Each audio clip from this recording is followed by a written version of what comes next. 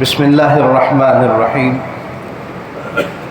الحمد للہ رب العالمین الہ الاولین والآخرین والصلاة والسلام علی اشرف الانبیاء والمرسلین سیدنا و مولانا محمد بن عبد اللہ الامین وعلی آلہ وصحبہ اجمعین وعلى كل من دعا بدعوته واستنى بسنته واهتدى بهديه إلى يوم الدين أما بعد فقد قال الله تبارك وتعالى في شأن حبيبه إن الله وملائكته يصلون على النبي يا أيها الذين آمنوا صلوا عليه وسلموا تسليما اللهم صل على سيدنا محمد وعلى آل سيدنا ومولانا محمد وبارك وسلم جزا الله عنا نبينا محمد صلى الله عليه وسلم بما هو أهله اللهم صل على سيدنا محمد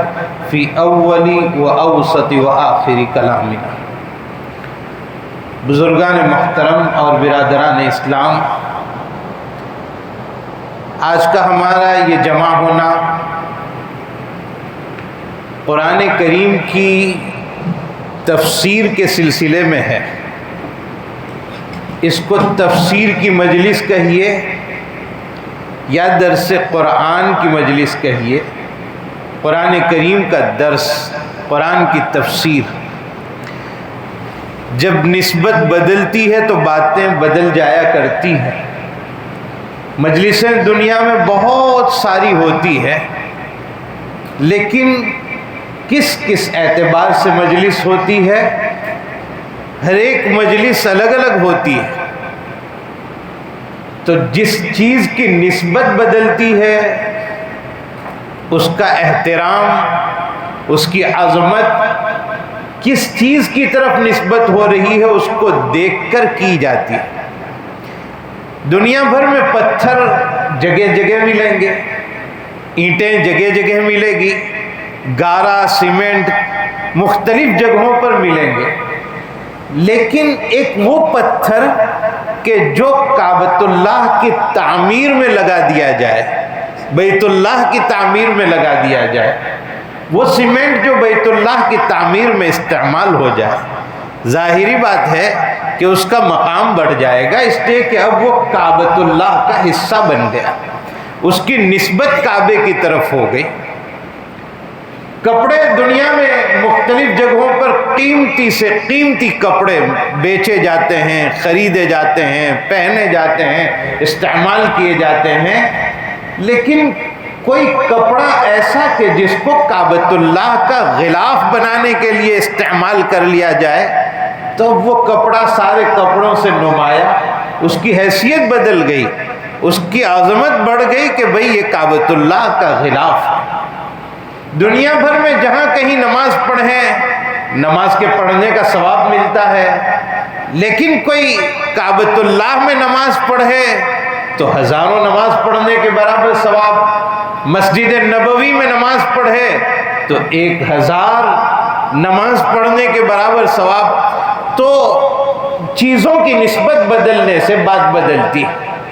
ایسے دنیا میں مجلسیں تو بہت ساری ہوتی ہیں. گناہوں کی مجلسیں ہوتی ہے تو گناہوں کی طرف نسبت ہونے کی وجہ سے وہاں بیٹھنا گناہ، وہاں رہنا گناہ، وہاں کسی کو لے جانا گناہ. لیکن کوئی ایسی مجلس جس میں نیک کام ہونے والا، کہ بھئی اعلان ہوا نماز کے بعد کہ تمام حضرات تشریف رکھیں، انشاءاللہ دین کی بات ہوگی، تو اب جو مجلس ہوگی وہ دین کی طرف منسوب ہوگی اور اس میں بیٹھنا ثواب. جتنی دیر آدمی اس میں بیٹھے گا اتنی دیر تک ثواب میں وہ مشغول رہے گا، ثواب کے حاصل کرنے. ایسے ہی آج کی ہماری یہ مجلس قرآن کریم کے درس کی مجلس، جو انشاءاللہ ہر جمعرات کو عشاء کے بعد ہوا کرے گی. قرآن سے بڑھ کر کوئی کتاب نہیں، تو مجھے امید ہے کہ وہ مجلس جو قرآن کے لیے قائم کی گئی، وہ مجلس بھی ساری مجلسوں میں نمایاں ہوگی. وہ مجلس بھی بڑی عظیم مجلس ہوگی جس میں قرآن کریم کی تفسیر کو بیان کیا جائے، جس میں قرآن کے فرامین کو بیان کیا جائے، جس میں یہ بیان کیا جائے کہ اللہ ہم سے کیا کہنا چاہ رہے ہیں۔ آج سال ہا سال گزر گئے، ہمارے اندر یہ فکر نہیں پیدا ہوئی کہ ہم یہ معلوم کرنے کی کوشش کریں کہ سورہ فاتحہ بچپن سے یاد ہے اور اب عمر 55 کو پہنچ چکی، لیکن اب تک یہ خیال نہیں ہوا کہ کسی سے جا کے پوچھیں کہ یہ سورہ فاتحہ میں حق تعالی شانہ کیا کہنا چاہ رہا ہے، کیا بات ہے جو اللہ تعالیٰ بتلانا چاہ رہے ہیں۔ تو اس کے سمجھنے کے لیے جو مجلس قائم کی جائے اسے درس قرآن کی مجلس، اور وہ مجلس بہت بہترین مجلس ہے۔ اللہ کا ہم شکر ادا کرتے ہیں کہ حق تعالی شانہ نے ایسی مجلس قائم کرنے کی ہمیں توفیق عطا فرمائی، اور اس پر بھی شکریہ ادا کرتے ہیں کہ اللہ تعالیٰ نے ایسی مجلس میں ہم سب کو مل کر بیٹھنے کی توفیق عطا فرمائی۔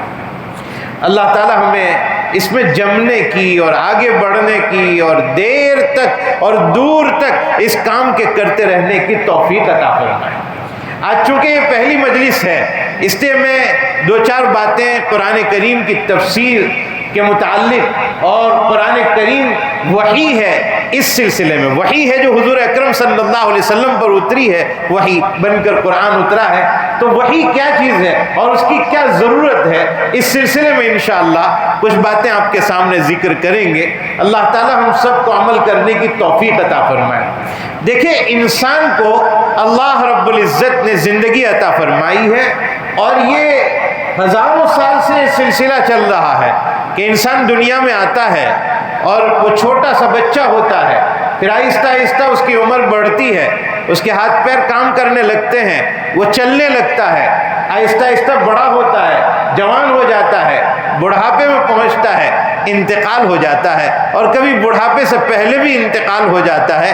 ہر ایک کی زندگی اللہ تعالیٰ کے علم میں متعین و مقدر ہے۔ جب آخری وقت آتا ہے، روح قبض کر لی جاتی ہے اور انتقال ہو جاتا ہے۔ اس زندگی میں ہمیں وقت گزارنے کے لیے جن چیزوں کی ضرورت ہے، ان میں ایک بہت بڑی چیز جس کی ہر آن ہر گھڑی ضرورت ہے، وہ آپ اسے علم کہیے یا آپ اسے نالج کہیے، اس کی ضرورت ہر قدم پر پڑے گی۔ بھئی ہر چیز کی جانکاری ضروری ہے۔ مثال کے طور پر کھانا میرے اور آپ کے سامنے موجود ہے، دسترخوان لگا ہوا ہے، اور کھانے کی قسم کی چیزیں رکھی ہوئی ہے، لیکن ہمارے نالج میں یہ بات نہیں ہے کہ اس کو کھایا جاتا ہے۔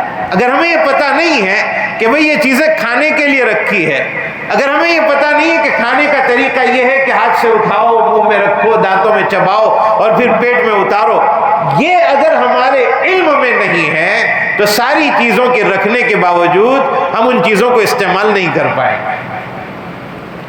یہی وجہ ہے کہ کئی جگہوں پر جب کسی چیز کے استعمال کرنے کا نالج ہمارے پاس نہ ہو، طریقہ نہ ہو، معلوم نہ ہو کہ اس کو کیسے استعمال کیا جائے، تو ہم انتظار کرتے ہیں کہ بھئی دوسرے لوگ اس کو کیسے استعمال کرتے ہیں، ان کو دیکھ کر پھر ہم استعمال کریں۔ تو علم کا ہونا، جانکاری کا ہونا، نالج کا ہونا انتہائی ضروری ہے۔ اس نالج کے لیے اور اس جانکاری کے لیے اللہ تعالیٰ نے 3 طریقے رکھے ہیں کہ آدمی جانے کہ مجھے کیسے زندگی گزارنا ہے، کس طریقے سے کون سی چیز کو استعمال کرنا ہے۔ اس میں 3 طریقے اللہ تعالیٰ نے رکھے ہیں۔ پہلا طریقہ، آدمی میں ایسے اوصاف رکھے کہ وہ اس کے ذریعے سے سامنے والے کی چیز کو یا سامنے کی چیز کو پہچان پائے، طریقے کو سیکھ سکے۔ اور وہ چیزیں انسان میں 5 ہیں: آنکھ، کان، ناک، زبان، ہاتھ۔ ان چیزوں کے ذریعے سے آدمی پہچانتا ہے۔ آنکھ سے دیکھ کر پہچانے گا کہ بھئی جس سے میں مل رہا ہوں وہ انسان ہے۔ سامنے سے اگر کوئی جانور آتا ہوا نظر آئے، آنکھ سے احساس ہوگا کہ یہ جانور آ رہا ہے، اس سے مجھے بچ کر چلنا ہے۔ ٹرین پاس ہو رہی ہے، آدمی دیکھ کر سمجھے گا کہ یہاں سے ٹرین پاس ہو رہی ہے، مجھے سنبھل کر یہاں سے نکلنا ہے۔ تو آنکھ سے جانکاری حاصل ہوتی ہے، کان سے سن کر اطلاع ملتی ہے، کہ بھئی زوردار دھماکہ ہوا ہے ہائی وے پر، لگتا ہے کہ ٹائر پھٹا ہے کسی کا، تو یہ سن کر آدمی کو نالج ہوتا ہے۔ کسی چیز کو سونگھنے کے بعد پتہ چلتا ہے کہ بھئی یہ پھول ہے جس سے خوشبو نکل رہی ہے، تو آنکھ سے نالج ملتا ہے، کانوں سے ملتا ہے، اور ناک سے نالج ملتا ہے، کبھی زبان سے نالج ملتا ہے کہ کھانے کی چیز زبان پر رکھی اور پتہ چلا کہ اس میں نمک زیادہ ہے یا مرچ زیادہ ہے یا نمک نہیں ڈالا ہے یا مرچ کم ہے۔ یہ ساری چیزوں کا علم زبان کے ذریعے سے ہوتا ہے، اور کبھی آنکھ سے نہیں، کان سے نہیں، زبان سے نہیں، ناک سے نہیں، بلکہ اندھیرے میں ہاتھ لگا کر چیز کو چھونے اور ٹٹولنے سے پتہ چلتا ہے کہ میرا ہاتھ اس وقت کس پر پڑ رہا ہے۔ تو یہ نالج کے لیے اللہ تعالیٰ نے ان چیزوں کو رکھا، یہ علم کا پہلا طریقہ ہے۔ چھوٹا بچہ بھی ان چیزوں کا استعمال کرتا ہے، بڑی عمر کا بوڑھا آدمی بھی ان چیزوں کو استعمال کرتا ہے، لیکن یہ چیزیں محدود ہیں۔ محدود چیزوں کو آدمی سمجھ سکتا ہے، آنکھ سے دیکھا کسی کو پہچان لیا، کان سے سنا سمجھ میں آ گیا، ناک سے سونگا سمجھ میں آ گیا، اور زبان سے چکھا سمجھ میں آ گیا، ہاتھ سے چھویا سمجھ میں آ گیا۔ یہ محدود ہے۔ ساری دنیا کی چیزیں ان 5 چیزوں سے حاصل نہیں ہو سکتی۔ ساری دنیا کی نالج صرف انہی 5 چیزوں سے حاصل ہو جائے ایسا نہیں۔ تو اللہ تعالیٰ نے ان 5 چیزوں کے بعد ایک اور چیز رکھی جس کا دائرہ ان 5 چیزوں سے اور زیادہ بڑا ہے، جس کی وسعت ان 5 چیزوں سے اور زیادہ ہے، اور وہ ہے ہماری اور آپ کی عقل، کہ جس کو ہاتھ نہ سمجھ سکے، جس کو آنکھ نہ سمجھ سکے، جس کو کان نہ سمجھ سکے، جس کو زبان نہ سمجھ سکے، اسے نالج عقل سمجھتی ہے کہ یہ کیا چیز ہے۔ کئی چیزیں ہیں جو عقل کے ذریعے سے سمجھ میں آتی ہے کہ بھئی مکان بنانا ہے تو ایک آدمی عقل لگاتا ہے، اب وہ عقل مکان بنانے والے کی بھی کام کر رہی ہے اور کانٹریکٹر کی بھی کام کر رہی ہے، مزدور کی بھی عقل کام کر رہی ہے، سب کی عقلیں مل کر کام کر رہی ہے کہ یہاں کچن ہونا چاہیے، یہاں کمرہ ہونا چاہیے، یہاں بیڈ روم ہونا چاہیے، یہاں سیٹنگ روم ہونا چاہیے، وغیرہ وغیرہ۔ تو عقل اللہ تعالیٰ نے رکھی جس کے ذریعے سے آدمی پہچان پاتا ہے، لیکن عقل بھی پھر ایسی نہیں کہ اس سے ساری ہی چیزیں سمجھ میں آ جائے، اس لیے اور بھی چیز کی ضرورت تھی۔ عقل سے ساری چیزیں سمجھ میں نہیں آتی ہے، عقل تو کئی جگہوں پر محتاج ہو جاتی ہے، عقل کئی جگہوں پر لاچار ہو جاتی ہے، اسے سمجھ میں نہیں آتا۔ بھئی ایک آدمی نے مکان بنایا، شاندار، جاندار، بہترین اور بہت عمدہ رنگ روغان والا، ساری چیزیں اس کے اندر مہیا کی، اور جتنے آرام کے اسباب ہو سکتے تھے وہ سب اس مکان میں ہے، لیکن عقل یہ نہیں بتلائے گی اس میں کہ اپنی ماں کے ساتھ کیا سلوک کرنا ہے، باپ کے ساتھ کیسے رہنا ہے، گھر کے لوگوں کے ساتھ کیسے باہم اتفاق کرنا ہے، کس کا کیسے حق ادا کرنا ہے، پڑوسیوں کے ساتھ کیسے رہنا ہے، محلے کے لوگوں کے ساتھ کیسے رہنا ہے، یہ ساری چیزیں عقل نہیں بتلائے گی۔ عقل کو ضرورت تھی کسی اور چیز کی جو ان تمام چیزوں کو بتلائے کہ بھئی گھر سے نکلتے وقت دروازہ کیسے کھولنا ہے، کیسے بند کرنا ہے، میری کسی کھڑکی سے بازو والے کے گھر میں تو نظر نہیں پہنچ رہی ہے، میں دروازہ کھولوں اور سامنے والے کے گھر میں نامحرم عورتوں پر میری نظر تو نہیں پڑ رہی ہے، یہ عقل نہیں بتلا سکتی تھی۔ عقل کو ضرورت تھی کسی اور چیز کی، عقل کو ضرورت تھی کہ کوئی اور چیز ملے جس سے اس کو پتہ چلے۔ میں آپ کو پھر کہتا ہوں، عقل محدود ہے، ساری چیزیں عقل کے ذریعے سے سمجھ میں نہیں آتی۔ ہمارے حضرت تھانوی نور اللہ مرقدہ نے ایک مثال کے ذریعے سے اس کو سمجھایا کہ ایک گھر میں 4-5 آدمی نابینا رہتے تھے، اندھے، جن کو نظر نہیں آ رہا تھا، وہ ایک ہی جگہ پر رہتے تھے، اور باہر سے آواز آئی کہ بھئی ہاتھی آیا، ہاتھی آیا، ہاتھی آیا، اور لوگ دیکھنے کے لیے نکل رہے ہیں ہاتھی کو۔ ان جو 4 اندھے تھے ان کو بھی خیال آیا کہ چلو ہمیں بھی دیکھنا چاہیے کہ ہاتھی کیسا ہے، لیکن ان کے پاس آنکھیں نہیں تھی، تو کسی دیکھنے والے سے انہوں نے درخواست کی کہ بھئی لے جاؤ ہمیں ہاتھی کے پاس، ہم ٹٹول کر ہی صحیح، ہاتھ لگا کر ہی صحیح، لیکن معلوم تو کرے ہاتھی ہے کیسا۔ چنانچہ یہ چاروں لوگ جو اندھے تھے ہاتھی کے پاس پہنچے، ان کو ہاتھی کے پاس بٹھا دیا، اور اب ایک اندھا آدمی ہاتھی کے پیر کو چھو رہا ہے، دوسرا اندھا آدمی ہاتھی کی سونڈ کو چھو رہا ہے، ٹٹول رہا ہے، تیسرا آدمی اس کے وہ پیٹ کے اوپر ہاتھ پھرا رہا ہے، چوتھا آدمی کان پکڑ رہا ہے، اور یہ ساری چیزیں ہو گئی۔ اس کے بعد وہ اپنے گھر پر آ گئے تو ان اندھوں سے پوچھا گیا ہاتھی کیسا ہے؟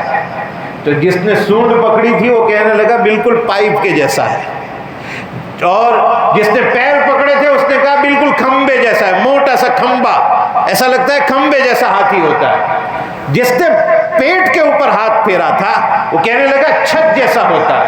جس نے کان پکڑے تھے وہ کہہ رہا ہے کہ سوپ جیسا ہوتا ہے، جس میں اناج ڈال کر چٹکتے ہیں، سوپ جس کو ہم لوگ سوپڑا بولتے ہیں، ویسا ہوتا ہے۔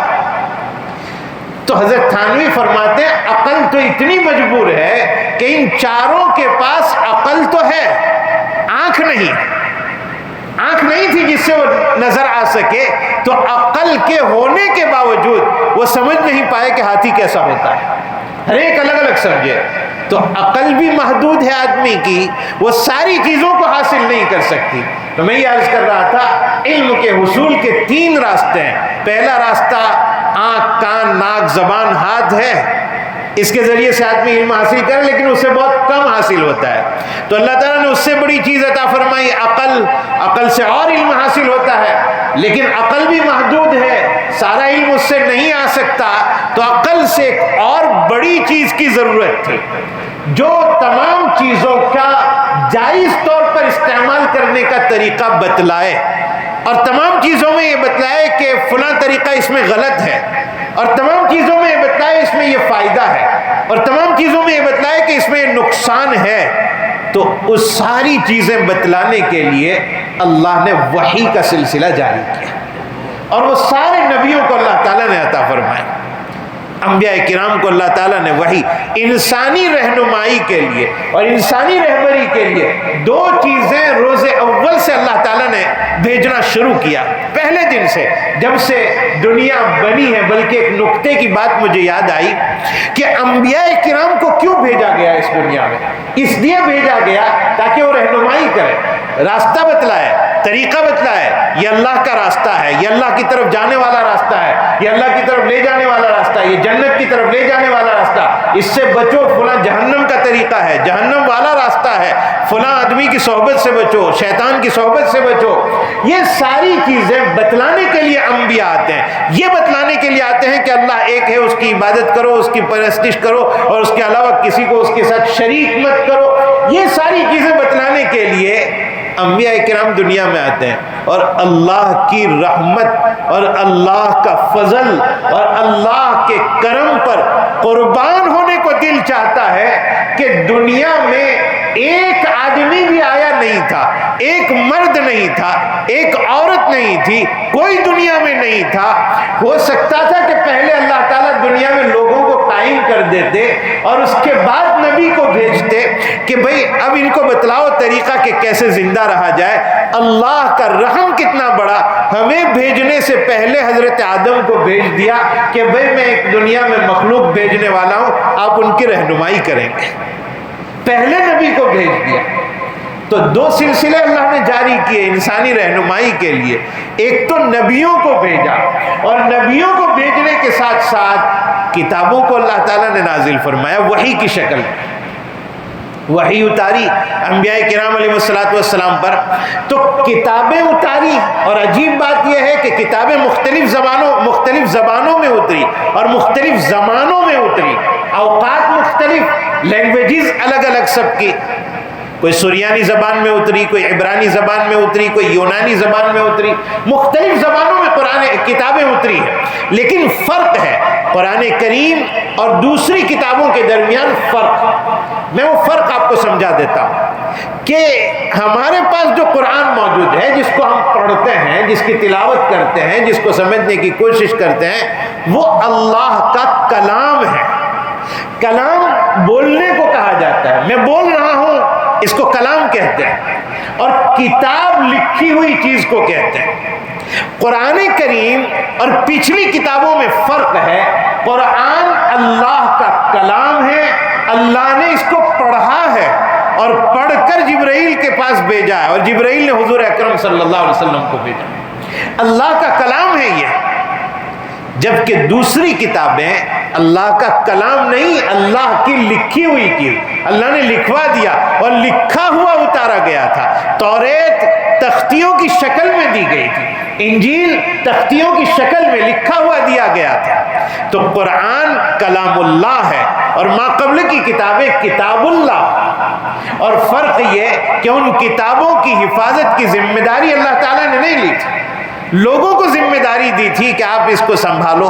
چنانچہ ما قبل کی کتابیں محفوظ نہیں ہیں۔ آج اگر تورات کو تلاش کیا جائے تو پوری دنیا میں سچی تورات کہیں نہیں ملے گی، وہ انجیل کہیں نہیں ملے گی جو اللہ تعالیٰ نے اتاری۔ اب اس میں تحریف ہو گئی ہے، تبدیلی ہو گئی ہے، زبور بدل چکی ہے، اور صحف کہیں اترے ہیں لیکن عطا پتہ کسی کا نہیں۔ قرآن کی اللہ تعالیٰ نے ذمہ داری لی ہے، اِنَّا نَحْنُ نَزَّلْنَا الذِّكْرَ وَإِنَّا لَهُ لَحَافِظُونَ، ہم نے اس کو اتارا ہے اور ہم اس کی حفاظت کرنے والے ہیں۔ تو اللہ نے قرآن اتارا، کلام اللہ اتارا۔ کیسے اتارا؟ بخاری شریف کی روایت ہے کہ سرکار دو عالم صلی اللہ تعالی علیہ وسلم پر وحی کا آغاز کیسے ہوا، وحی کی شروعات کیسے ہوئی۔ ام المؤمنین حضرت عائشہ رضی اللہ تعالیٰ عنہ کی روایت ہے کہ سب سے پہلے جو وحی کا سلسلہ شروع ہوا وہ سچے خواب کی شکل میں، یعنی نبوت ملنے سے 6 ماہ پہلے آپ صلی اللہ علیہ وسلم ایسے خواب دیکھتے تھے کہ رات میں خواب دیکھا اور صبح میں وہ پیش آ جاتا تھا۔ رات میں جو چیز آپ نے دیکھی صبح میں وہ چیز پیش آ جاتی تھی۔ اتنے سچے خواب 6 مہینے تک دیکھے، اور محدثین عظام نے یہ بات لکھی ہے کہ خواب اس لیے دکھائے گئے تاکہ اے نبی اب وہ وقت آ گیا ہے، آج ہم آپ کو خواب بتلاتے ہیں، کل آپ کو بیداری میں اور جاگنے کی حالت میں لوگوں کی رہنمائی کرنا ہے۔ تو 6 مہینے تک خواب دکھائے گئے، اور پھر ان خوابوں کے ساتھ اللہ رب العزت کی طرف سے حبب الیہ الخلاء، تنہائی میں رہنا آپ کو پسند آ گیا۔ یہ بھی اہل اللہ کی ایک شان ہے، جسے اکیلا رہنا پسند آ جائے اور اس تنہائی میں اللہ کا ذکر نصیب ہو جائے، تنہائی میں بیٹھ کر قرآن پڑھنے کی توفیق مل جائے، تنہائی میں بیٹھ کر اللہ اللہ کرنے کی توفیق مل جائے، یہ بہت بڑی نعمت ہے۔ ثم حبب الیہ الخلاء، حضور کو تنہا رہنا پھر بھانے لگا، اللہ کی طرف سے پسند کروا دیا گیا۔ چنانچہ غار حرا کا آپ نے انتخاب کیا، اور غار حرا میں آپ جانے لگے، کئی راتیں وہاں رہ کر آپ عبادت میں جو اللہ آپ کو بتلاتے تھے، اللہ کی طرف سے جو مشاہدات ہوتے تھے آپ دیکھتے تھے، ویسی عبادت کرتے تھے، اور پھر بیوی بچوں کی یاد آنے پر آپ دوبارہ گھر آتے تھے، پھر کھانے پینے کی چیزیں لے کر دوبارہ پہنچ جاتے تھے توشہ لے کر، اور پھر وہاں عبادتوں میں مصروف رہتے تھے۔ یہ سلسلہ چل رہا تھا کہ اچانک فرشتے کا ظہور ہوا، اور اچانک سامنے آ کر اس نے کہا اقرأ یا محمد، پڑھو۔ حضرت نبی کریم صلی اللہ علیہ وسلم نے فرمایا ما انا بقاری، میں پڑھا لکھا نہیں ہوں، میں نہیں پڑھ سکتا ہوں۔ تو فرشتے نے یعنی جبرائیل نے حضور کو اپنے سینے سے دبا لیا، بہت زور سے، اتنا زور سے کہ حضور اکرم صلی اللہ علیہ وسلم بیان فرماتے ہیں کہ مجھے ایسا لگا میری ہڈیاں ٹوٹ جائیں گی، بہت زور سے دبایا اور پھر چھوڑا، فرمایا اقرا، کہا میں نہیں پڑھا ہوا، دوسری مرتبہ دبایا، فرمایا پڑھو، کہا میں نہیں پڑھا ہوں، تیسری مرتبہ دبایا بہت زور سے، میں پڑھو، اور پھر پڑھنے کا طریقہ بھی بتلا دے، اقرأ بسم ربک الذی خلق خلق الانسان من علق۔ یہ 5 آیتیں پہلے نمبر پر نازل ہوئی، اور حضور کی کیفیت کا یہ عالم تھا کہ آپ فوراً اپنے اپنے گھر پر پہنچے اور خدیجۃ الکبریٰ رضی اللہ تعالیٰ عنہ سے کہا زملونی زملونی، مجھے چادر اڑا دو، مجھے چادر اڑا دو، خشیت علی نفسی، مجھے اپنے آپ پر ڈر محسوس ہو رہا ہے، خوف محسوس ہو رہا ہے۔ اور حضرت خدیجہ خدمت میں لگ گئی، چادر اڑا دی۔ جب وہ کیفیت ختم ہوئی، حضور کہہ رہے ہیں مجھے ڈر ہے کہ میں ختم ہو جاؤں گا۔ حضرت خدیجہ وہ خاتون ہیں جنہوں نے حضور اکرم صلی اللہ علیہ وسلم کو بہت امید بخش جملے کہے اور یہ کہا چلو میں آپ کو لے جاتی ہوں۔ حضرت خدیجہ ان کو ایک ایسے آدمی کے پاس لے گئی جو پچھلی کتابوں کا جاننے والا تھا، ورقہ ابن نوفل، اور ورقہ ابن نوفل کے سامنے لے جا کر حضرت خدیجہ نے کہا سنو محمد کیا کہتے ہیں، آپ کے بھتیجے کیا کہہ رہے ہیں۔ اور حضور اکرم صلی اللہ علیہ وسلم نے اپنی وہ ساری کیفیت بیان کی۔ ورقہ ابن نوفل نے کہا ھذا ھو الناموس الذی نزل اللہ علی موسیٰ، محمد صلی اللہ علیہ وسلم یہ تو وہی جبرائیل ہے جو آپ کے پاس آئے، جو موسیٰ علیہ السلام کے پاس بھی آئے تھے، جو ماقبل کے نبیوں کے پاس بھی آئے تھے۔ اور محمد صلی اللہ علیہ وسلم ایک وقت آئے گا کہ آپ کی قوم آپ کو مکے سے نکال دے گی۔ حضور نے فرمایا وہ مخرجیہم، مجھے وہ لوگ نکال دیں گے؟ کہا ہاں ایک وقت آئے گا آپ کو آپ کی قوم نکال دے گی، اور اب میں بوڑھا ہو چکا ہوں۔ ورقہ ابن نوفل نے کہا اگر مجھے وہ دن آپ کے ملتے جس دن آپ کو نکالا جائے گا تو میں آپ کی بھرپور مدد کرتا، لیکن ورقہ ابن نوفل چند دنوں میں انتقال کر گیا۔ میرے بھائی یہ پہلی وحی تھی، اور وحی کوئی ایسا نہیں ہے کہ فرشتہ آیا اور 2 آیت دے کر چلا گیا۔ زید ابن ثابت رضی اللہ تعالیٰ عنہ کہتے ہیں حضور پر ایک مرتبہ اتنا سا جملہ نازل ہوا غیر اولی الضرر، اتنا سا غیر اولی الضرر، اتنی سی وحی اتری۔ اور حضرت زید کہتے ہیں کہ حضور کا یہ گھٹنا میری ران پر رکھا ہوا تھا، بیٹھے ہوئے تھے، اور اچانک اتنا جملہ نازل ہوا غیر اولی الضرر۔ فرمایا حضور کا پیر کا وزن اتنا بڑھ گیا کہ مجھے خطرہ تھا کہ میری ران اب پھٹ جائے گی۔ تو آپ اندازہ لگائیے کہ نبی کریم صلی اللہ علیہ وسلم کی کیا کیفیت ہوتی ہوگی وحی کے نزول کے موقع پر۔ اس کو قرآن کریم نے کہا ہے کہ لو انزلنا هذا القرآن على جبل لرأيته خاشعا متصدعا من خشیۃ اللہ، اگر ہم اس کو پہاڑ پر اتارتے تو پہاڑ ریزہ ریزہ ہو جاتا۔ حضور میں اللہ تعالیٰ نے وہ استعداد پیدا فرمائی کہ آپ اس قرآن کو اخذ کر سکیں، لے سکیں، اپنے اندر اتار سکیں، سما سکیں۔ آپ کو اللہ تعالیٰ نے وہ استعداد، وہ صلاحیت عطا فرمائی، اور آپ کے واسطے سے اس امت کو یہ استعداد عطا فرمائی کہ امت کے چھوٹے چھوٹے بچے اس قرآن کے حافظ بن رہے ہیں۔ بہرحال یہ وحی حضرت عائشہ رضی اللہ تعالیٰ عنہ جب وحی کی کیفیت کو بیان کرتی ہیں تو کہتی ہیں حضرت عائشہ کہ سخت سے سخت سردی کے موسم میں جب کہ لوگ کانپ رہے ہوتے تھے، حضور پر وحی اترتی تو آپ صلی اللہ علیہ وسلم کی پیشانی سے پسینہ ٹپکتا تھا، اتنی سخت سردی وحی کے نزول کے موقع پر۔